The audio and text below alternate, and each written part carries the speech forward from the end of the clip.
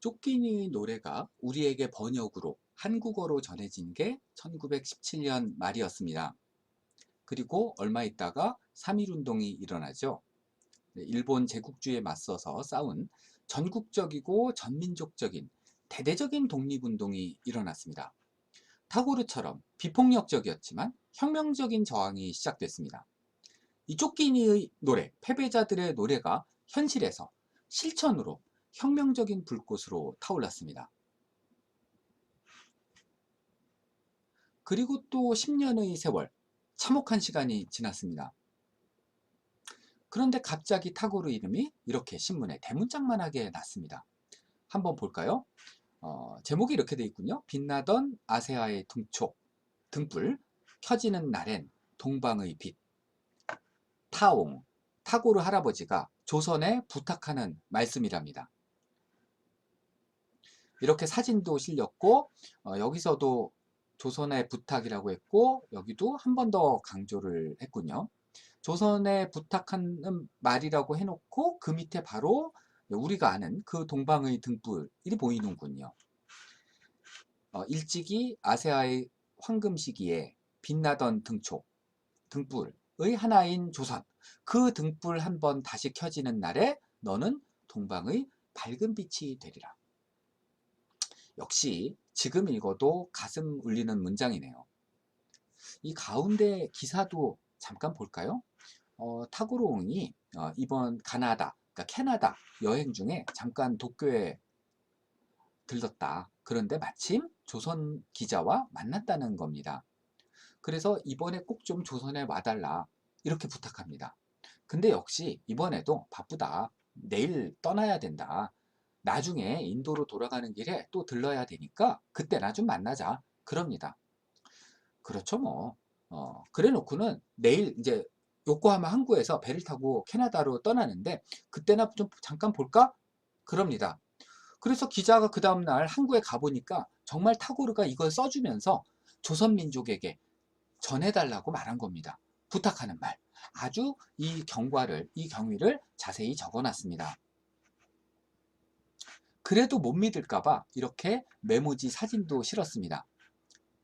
타옹의 메시지 원문이라고 사진을 보여주면서 그 밑에 이제 이 원문을 보기 좋게 타이핑을 했군요.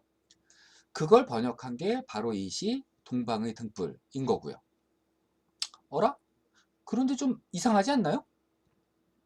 지금 우리가 읽은 이 신문 기사에서요. 단 한 번도 시라고 말한 적이 없죠. 여기 보세요. 분명히 메시지라고 했습니다. 앞에서 본 기사에서도요. 메시지를 써줬다고 했지 시를 써줬다는 말은 아무도 한 적이 없어요. 실제로 여기 제목도 없잖아요. 동방의 등불이라는 제목이 아예 없죠. 자, 이 메시지는 타고르가 네 번째로 일본을 방문했을 때 전해진 겁니다. 어차피 타고르는 조선에 올 수 없습니다. 절대로요.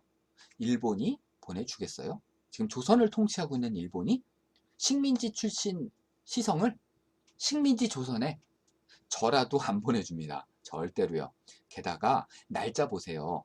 1929년 3월 28일. 3.1운동 일어난 지 지금 꼭 10년째 되는 때입니다. 그래서 이 기자도 타고르한테 제발 좀 조선에 들러달라 와달라 부탁을 했던 거고요.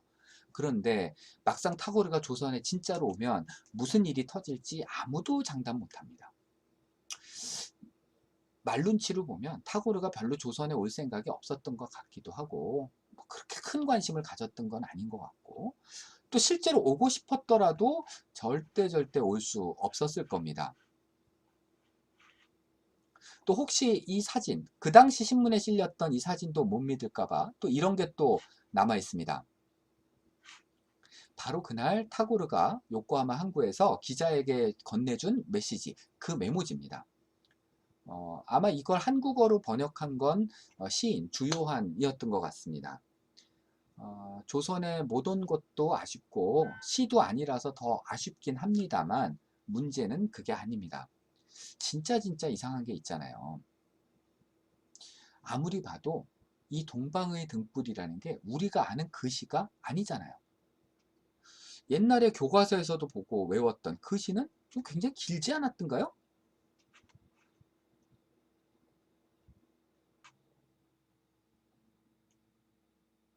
네, 바로 이겁니다. 우리가 교과서에서 본 시, 시험에도 자주 나왔던 시. 자, 맨 앞 사행은 바로 그 제목 없는 메시지가 맞습니다. 그런데 이렇게 빨간색으로 표시된 이건 대체 뭘까요? 뭐죠? 아무도 모릅니다. 어느 날 갑자기 이렇게 시가 길어졌습니다. 이것도 대체 뭔지 몰랐는데 이제 최근에 찾아보니까 타고르의 시집 기탄잘리라는 시집 중에서 35번째 시였습니다. 물론 제대로 번역한 것도 아니고 아무렇게나 갖다 붙인 겁니다. 뭐 자세히 안 봐도 됩니다. 중요한 시 절대 아닙니다. 근데 그것도 문제지만 이 마지막 두 줄은 진짜 이상하죠. 저도 고등학교에서 이 시 배울 때 이상하다고는 생각했는데 감히 누구한테 물어보진 못했더랬습니다. 그러한 자유의 천국으로 내 마음의 조국 코리아여 깨어나소서. 어? 내 마음의 조국? 타고르 마음의 조국이 왜 코리아죠? 설마 그럴 리가 있겠어요? 말도 안 되죠. 이 두 줄은 대체 누가 왜 갖다 붙인 건지 도무지 알 수가 없습니다. 한마디로 말하자면 동방의 등불은 시도 아니고 그런 제목도 없고 원래 그런 시 자체가 아예 없다. 이 세상에 존재하지 않는다는 말입니다. 오로지 한국에만 있는 시일 뿐입니다. 아, 이거 좀 난감하죠.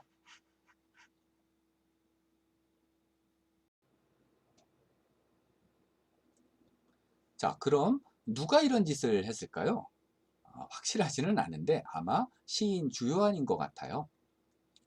1960년 1월 흥사단 기관지에 이런 시가 실리거든요.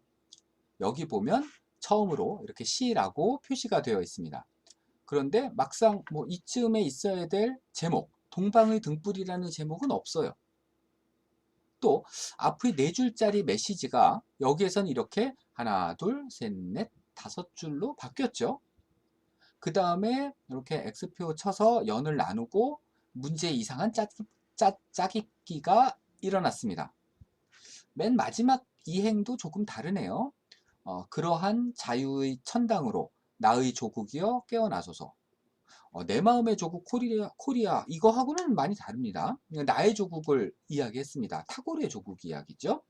뭐 뜻이 많이 좀 다르긴 한데 그래도 좀 이상하긴 마찬가지죠. 뭐 어쨌거나 그렇다는 이야기입니다.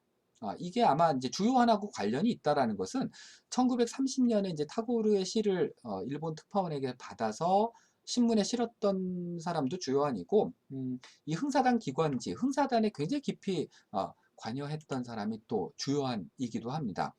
이 흥사단이 아직 정식으로 이제 식민지 시기에는 제대로 본격적으로 활동하지 못했으니까요. 그러니까 원동구락부, 그러니까 상해 임시정부에서 원동 지부를 창설할 때 도산 안창호 선생의 초기 제자로 입단했던 단원들이 바로 이광수, 주요한 이런 분들이거든요.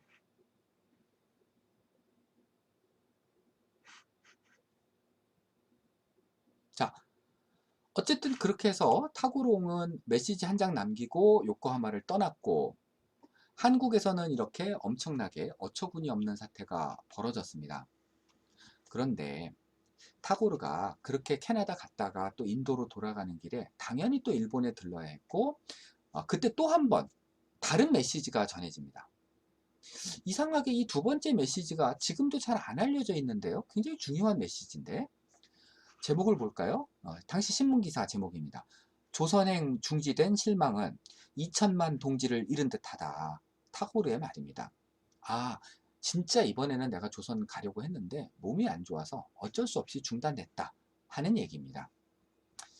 아까 말했다시피 3.1운동 10주년이 되는 해였기 때문에 조선에서는 정말 진심으로 타고르를 모시고 싶었고 일본은 진심으로 막고 싶었을 겁니다. 그리고 타고르도 이번에는 조선에 갈 생각이 전혀 없지는 않았던 거고요. 처음에는 조선에 대해서 너무 몰랐고 이 동아시아 문제에 대해서 깊이 생각할 여력이 없었습니다. 근데 이제는 그런 상황이 좀 만들어졌던 것이죠. 그러다 보니까 이렇게 메시지를 또 한 번 준 겁니다. 조선을 방문해서 이게 인사를 주려고 약속했는데 이번에도 유감이다. 다음에는 꼭 갈게. 이런 뜻입니다. 그런 경위가 역시 기사로 실렸고, 그 메시지를 이렇게 영문 메시지를 싣고 한국어로 이렇게 번역을 해놨습니다. 이걸 보면 진짜 타고르의 메시지가 맞습니다. 솔직히 너무 아쉽고 안타깝죠. 이때 타고르가 정말 이 식민지 조선 땅을 밟을 수 있었더라면 어땠을까? 3.1운동 10주년이 어땠을까? 조선인들 마음이 얼마나 충격이었고 환희였을까? 자, 거꾸로 말하면 타고르가 왔든 오지 않았든, 그리고 동방의 등불이 있든 없든, 진짜든 가짜든 사실 전혀 중요한 게 아닐 수 있죠. 그럼 뭐 어때요? 동방의 등불이라는 이 다섯 글자가 조선인들 마음에 어떤 희망과 기대를 불어넣어주고 얼마나 큰 자부심과 민족의식을 일깨워준 거예요. 식민지 시기에 어느 누구도 할 수 없었던 일을 타고르가 했고, 사실 타고르는 안 했더라도 바로 번역이 해냈죠. 뭐 그것도 순 엉터리 번역, 조작되고 날조된 번역시가 해냈죠. 그거면 또 충분한 게 아닐까요?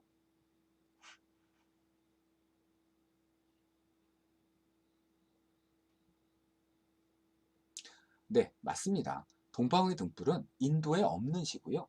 중국에도 없고 일본에도 없습니다. 전 세계 어디에도, 우주 어디에도 그런 시는 없습니다. 오직 한국에만 있는 시, 우리 시, 우리만의 시죠. 타고르보다 더 훌륭하고 탁월하고 멋진 한국인들 가슴속의 시죠. 식민지 시기를 헤치고 전쟁을 겪고 군사독재에 시달리면서도 불타오르는 시, 꺼지지 않는 시. 네, 번역이라는 것은 바로 그런 겁니다. 우리 지난 시간에 살펴봤던 마지막 수업이라는 소설도 그랬잖아요. 원작은 이상한 소설인데 너무 멋진 번역으로 재탄생하지요. 그것도 동아시아에서 완전히 서로 다른 모습으로요. 동방의 등불은 한술 더 떠서 아예 원본 없이, 원작 없이 탄생한 번역입니다.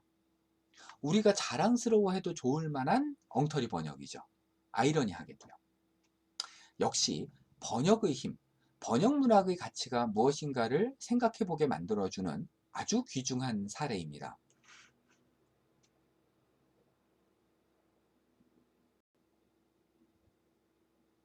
자, 이것으로 오늘 타고르 이야기, 가짜 번역 이야기를 마무리하겠습니다. 다음 이야기에서 또 재밌게 만나겠습니다. 고맙습니다.